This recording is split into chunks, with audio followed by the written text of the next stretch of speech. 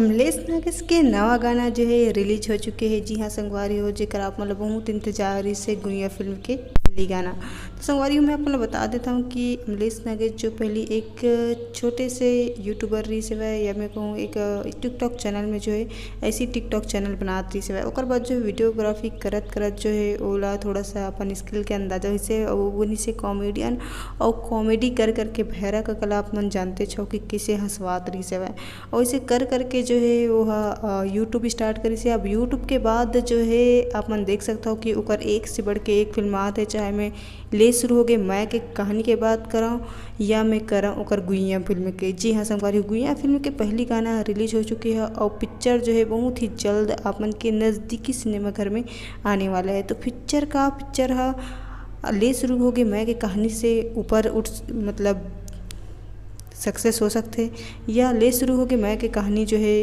ऊपर कंपटीशन नहीं कर सके। ये तो पिक्चर ला देखे के बाद ही बताई और जनता ही बता सकी।